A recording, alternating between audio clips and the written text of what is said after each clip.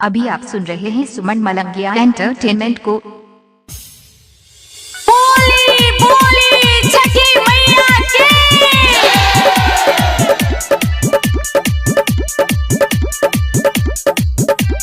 DJ Gudduraj,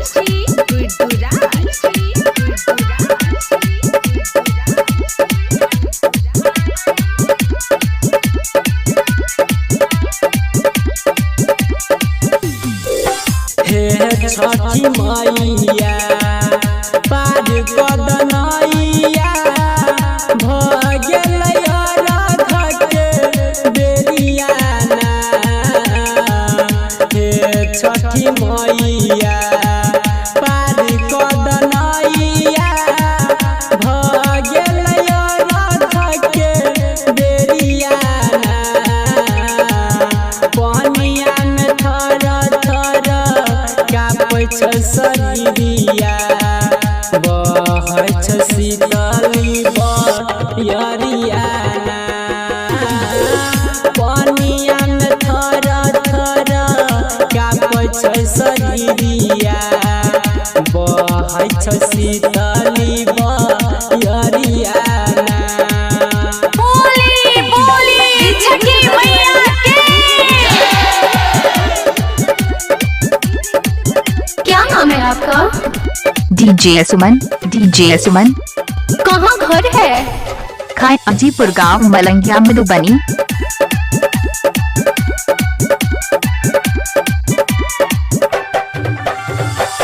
जोरे जोरे सुपाबा जोरे नरियाला जोरे हम चढ़ेलियो सुन कोसियाना जोरे जोरे सुपाबा जोरे नरियाला जोरे चढ़ेलियो हम कोसियाना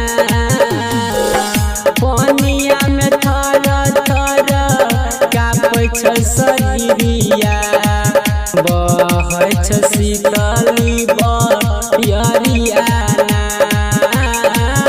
पनिया में थर कापै शरीरिया बहै शीतली बरिया। बोली बोली छठी मैया की। डीजे सुमन मलंगिया मधुबनी।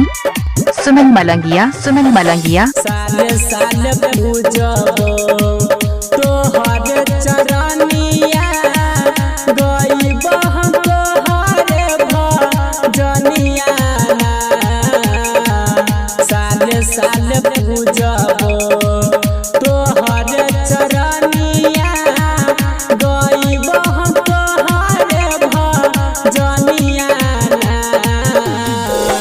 रमन जिया राइटर सोना परत फेर देना जरियाना पनिया में थर कापै शरीरिया बहै शीतली।